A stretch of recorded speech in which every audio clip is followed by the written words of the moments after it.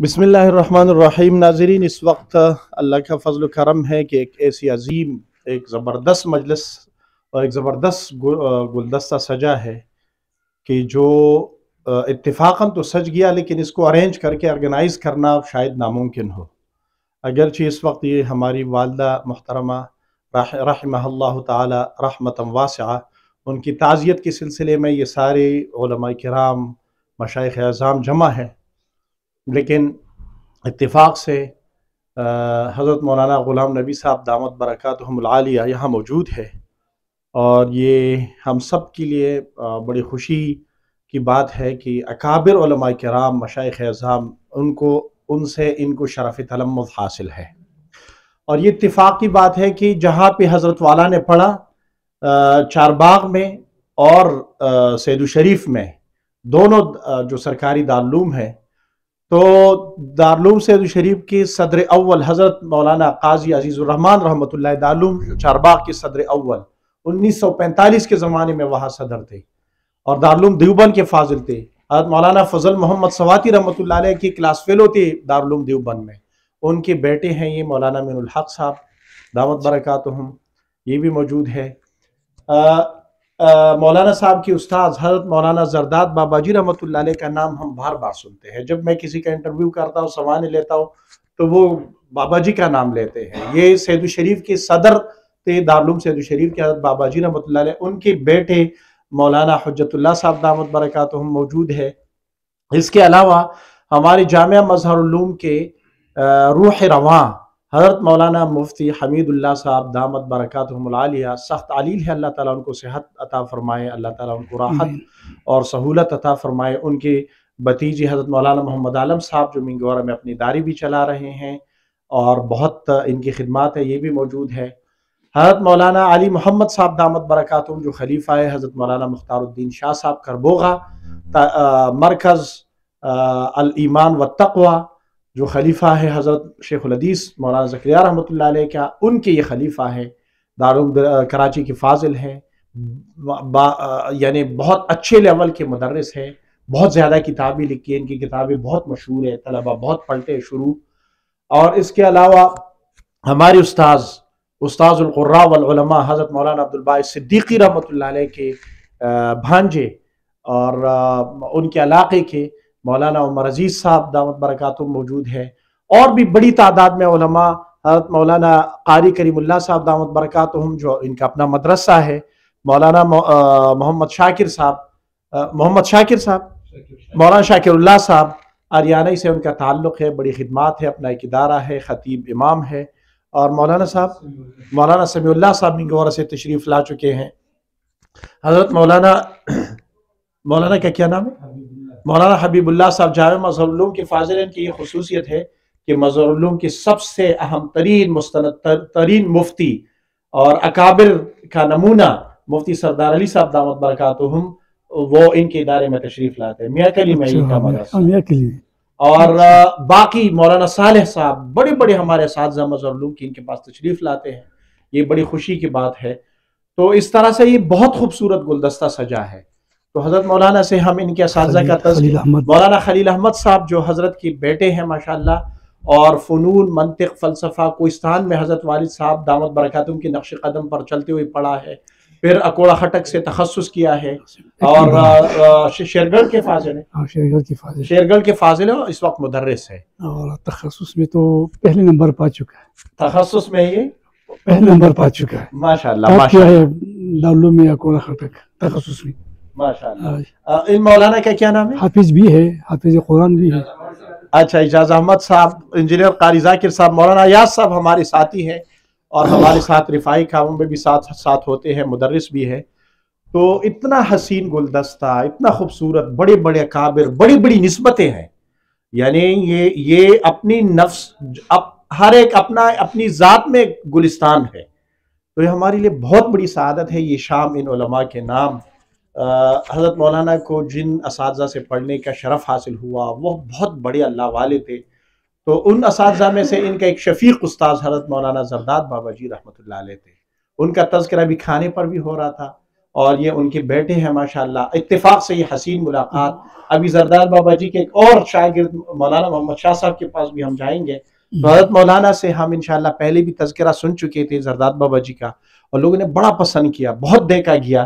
تو مولانا انشاءاللہ مزید کچھ اپنے حسین یادوں سے ہمیں معطر فرمائیں گے، اور پھر مولانا حجت اللہ صاحب کچھ مختصر گفتگو کریں گے، اور پھر ہماری والدہ صاحبہ کے لیے انشاءاللہ دعا ہوگی. جزاکم اللہ. مولانا سے خبر ہوں کہ بے بتا سو یہ سرشتے ہیں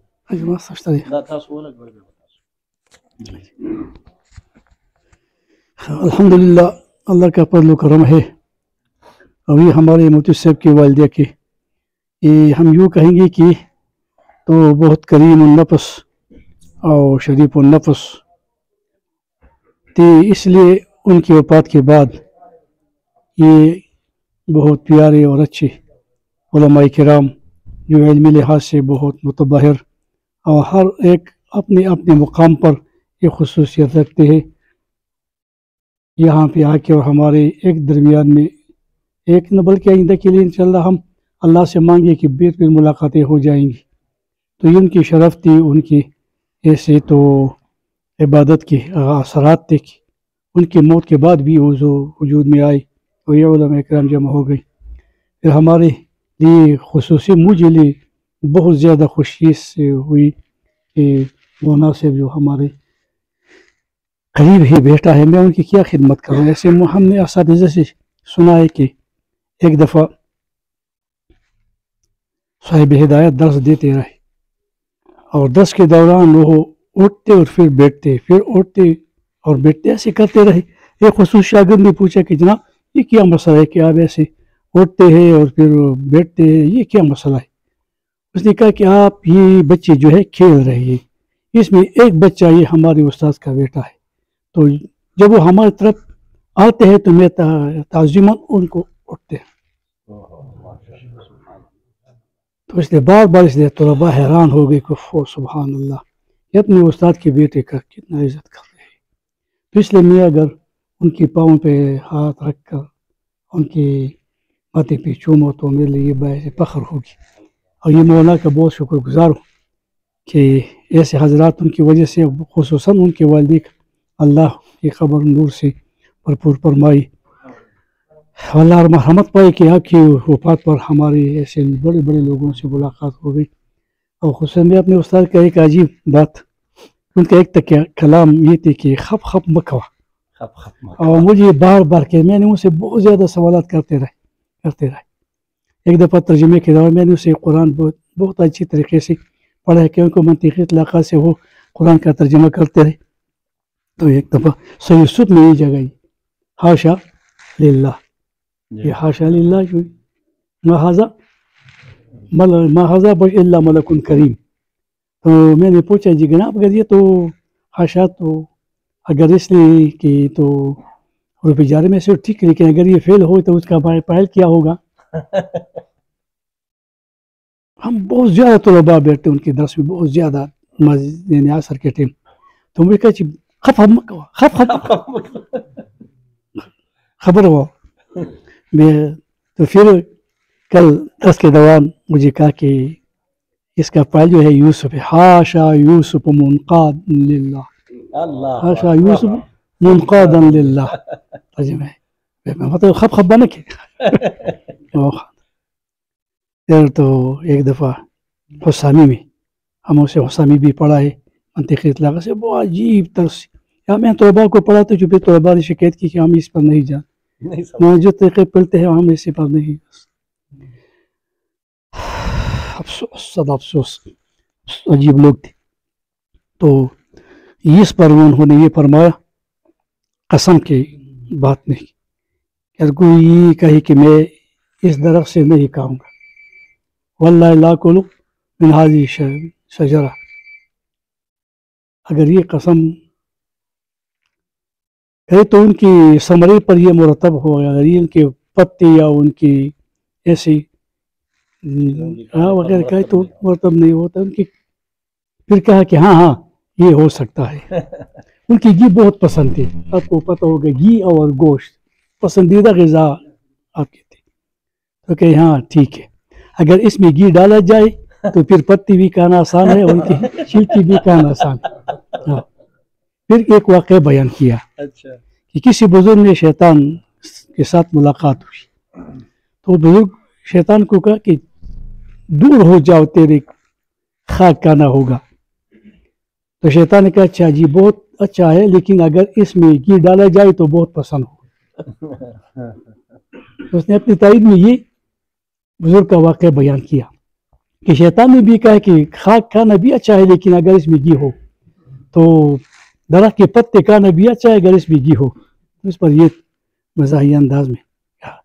اور پھر وہ ایسے حالات میں جو قاضی میں ہمارے ساتھ یہ مسئلہ علم و معلوم میں ہمیں 2-3 دن ایسے گزارے. پھر اس مجھے کہا کہ چھوڑے بات، مجھے بابا کے سب کچھ یاد ہے اور سب کچھ یاد ہے، اور اگر چاہوں تو اس مسئلے میں کئی ہفتوں بس کروں، لیکن میں آپ کو یہ کہتا ہوں کہ چھوڑ اس کو. ایسے زمان آنے والا ہے کہ ان کتابوں کا نام بھی کچھ نہیں جانتا، کوئی نہیں جانتا کہ قاضی کیا ہے، حمداللہ کیا ہے، صدرہ کیا ہے، یہ تصریح شرچغمنی یہ کیا ہے، کس پن کا ہے، مولید کوئی جانتے نہیں، متول تو دور کنار ہو گیا. چھوڑ اس کو.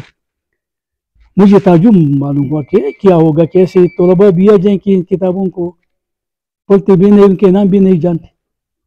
ایسے حضرات میں ان کے بارے میں کیا کہوں، کہنے کے لیے تو جیسے دل نہیں چاہتا، اس لیے کہ ان کی یاد تو مجھے پریشان کرتا ہے. لیکن ان کی ملاقات سے مجھے بہت زیادہ خوشی ہوئی اور انتہائی خوشی ہوئی. انشاءاللہ اگر زندگی میں وہ پاکی تو سال میں کئی دفعہ، اگر نہیں تو ایک دفعہ ضرور ملاقات کروں گا انشاءاللہ. حضرت آپ بھی کچھ فرمائیں. بسم اللہ الرحمن الرحیم. سب سے پہلے تو ہم سب علماء سوات سے جو آئے ہیں، مولانا محمد عالم صاحب، مولانا علی محمد صاحب، مولانا شاکر صاحب، قاضی ایاز صاحب، مولانا عمر عزیز صاحب، مولانا امین الحق صاحب، خلیل صاحب، سب سے پہلے تو ہم مولانا سلیم صاحب کی والدہ کی تعزیت کرتے ہیں اور اللہ سے دعا مانگتی ہے کہ اس غم پہ اس خاندان کو صبر جمیل عطا فرمائے اور اللہ مولانا سلیم کی والدہ کی درجات بلند فرمائے. اور پھر ہماری خوش قسمتی یہی ہے کہ آج ہمیں بہت خوشی ملی کہ ہم اپنے والد محترم صاحب کے شاگرد کے ساتھ کے پاس بیٹھے ہیں اور بڑی مدت بعد دیر کے علاقے میں اپنے والد کے شاگرد کے ساتھ بیٹھے ہیں، تو یہ ہمارے لیے سعادت ہے. اور اللہ مولانا کا سایہ پورے علاقے پہ، خصوصاً اس علاقے پہ قائم اور دائم رکھے. ہم ان کے سامنے لفظ خشائی بھی نہیں کر سکتے کیونکہ یہ اپنے علاقے کے اور اس وطن کے معزز علماء میں بھی ہے اور اکابر حضرات میں بھی ہے. تو ہم دعا گو ہے کہ اللہ ان کی صحت اور عمر میں برکت ڈالے، اور دعا کرتے کہ یہ ہمارے لیے بھی یہ دعا کرے کہ ہم سے اللہ رب العالمین دین کا کام دعا